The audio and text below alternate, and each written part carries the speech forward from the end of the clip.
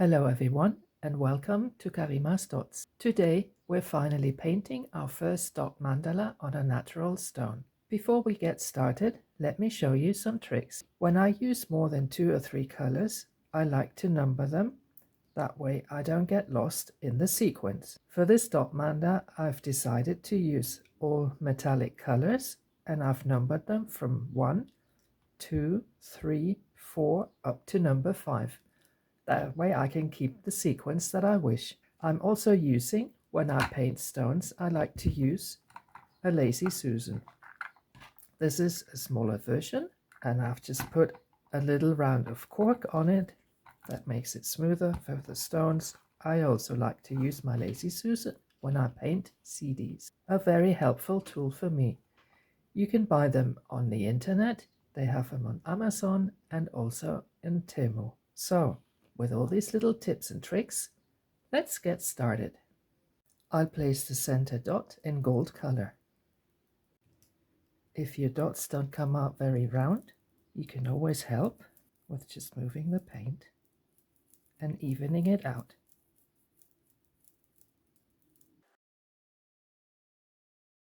I'm going to place some yellow dots in the first circle.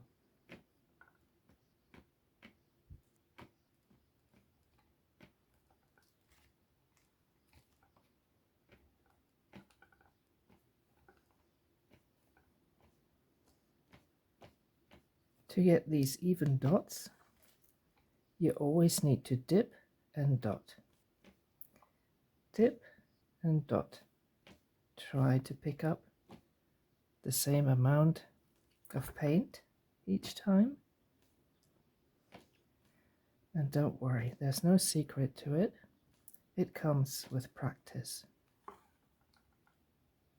I'm going to use the third color for the following ring.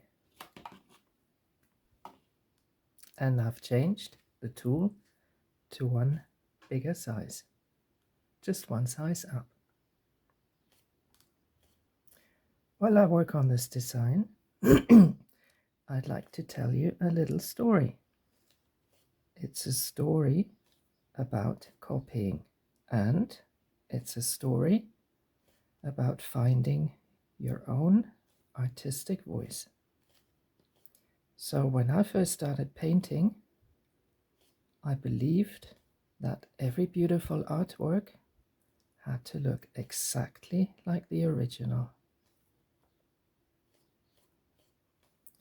You wouldn't believe how many hours I'd spend looking at other artists' work. I wanted my dots to be just as perfect.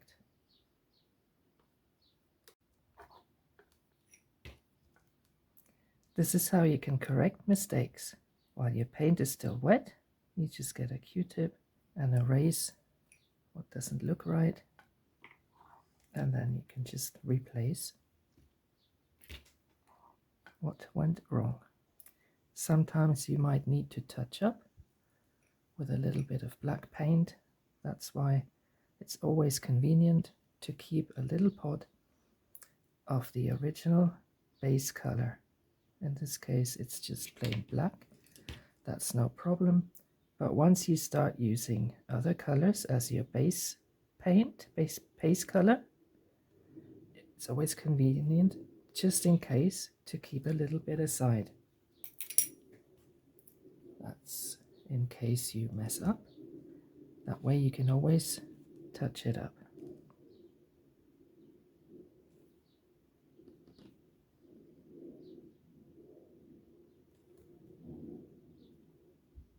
I will use color number 4 and one size up with tool.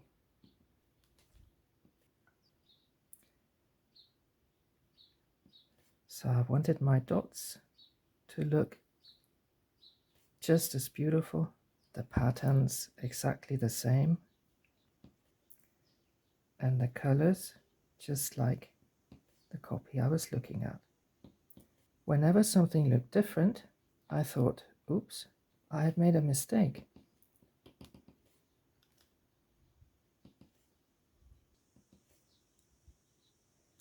Maybe at some point you felt that way too.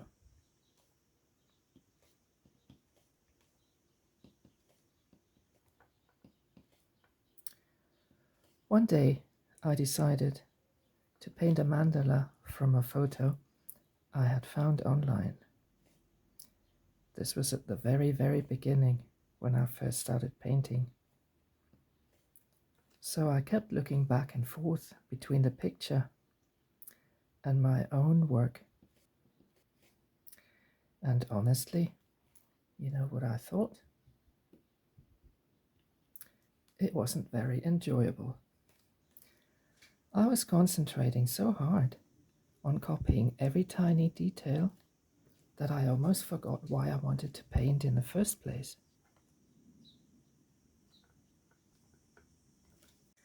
I used color number 4 and an acrylic rod. Something unexpected happened.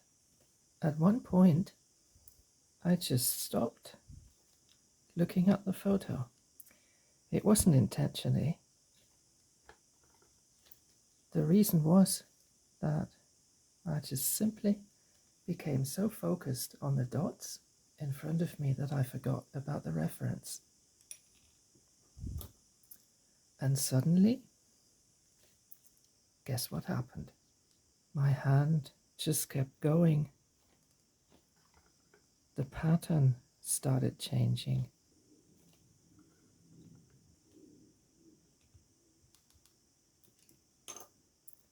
And new ideas appeared. This whole process, it felt so natural to me.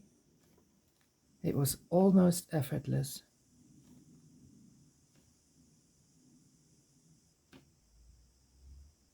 Then, when I finished the piece, I looked at it and smiled. It just didn't look like the original anymore. It looked like mine. And to my surprise, I actually liked it much more. Now, for me, that was a very important lesson. Creativity doesn't grow by copying. It grows when we allow ourselves to make small changes. I'm going to place swipes with color number 1. So I've learned that creativity doesn't grow by copying. It grows when we allow ourselves to make small changes.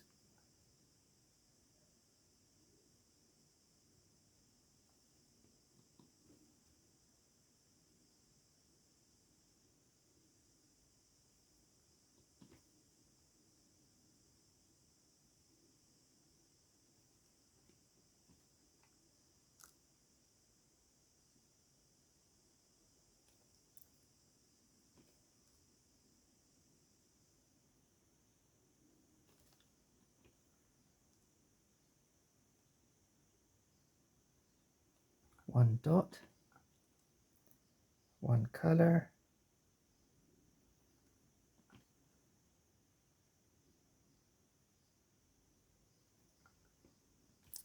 one little decision at a time.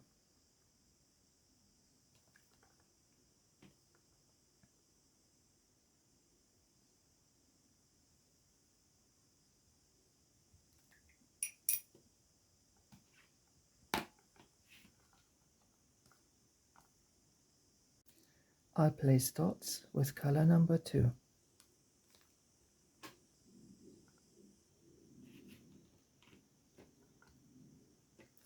Today, whenever I start a new mandala, I usually don't know exactly how it will end. I do have a rough idea, but I let the painting guide me. Sometimes a pattern appears that I wasn't planning. Sometimes I choose a different color. Sometimes I make what I think is a mistake, and it becomes my favorite part.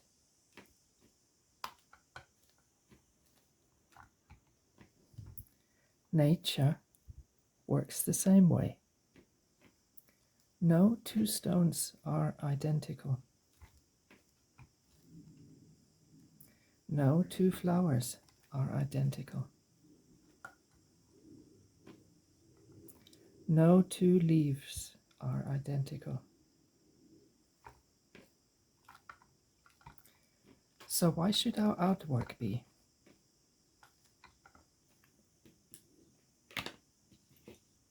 Every stone already has its own character. We're simply revealing it.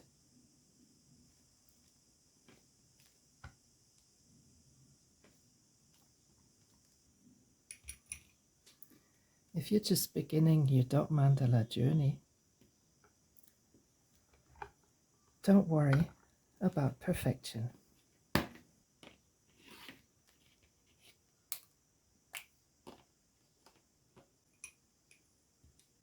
Don't compare yourself to artists.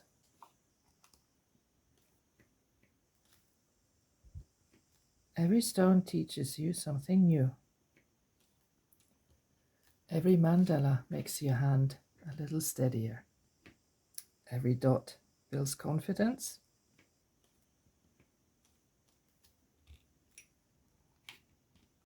I'll place some swipes with color number 4.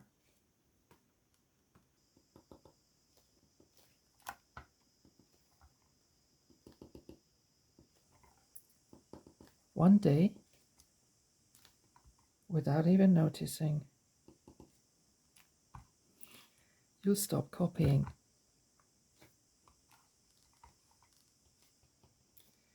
You'll stop worrying, and you'll simply paint. And that's where the real magic begins.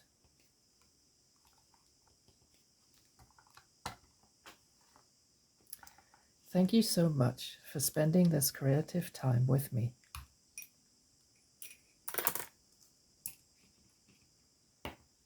I hope this little story encourages you to trust yourself, because your style is already there.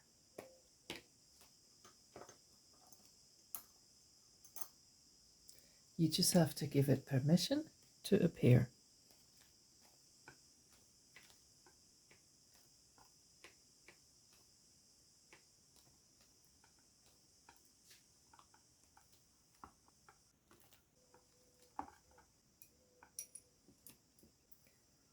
I'll place some micro dots.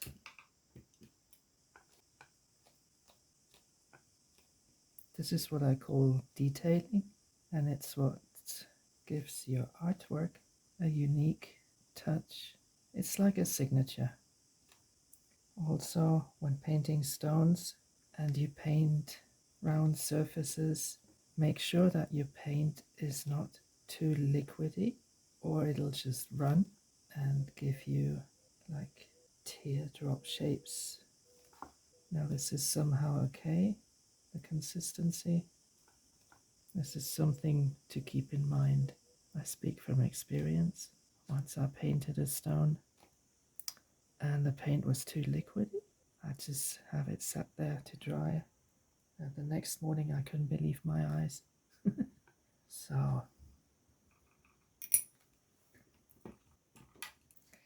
this is our finished stone. Thank you so much for watching.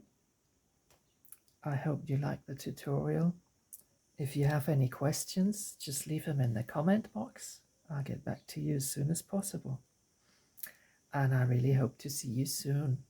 Bye bye for now.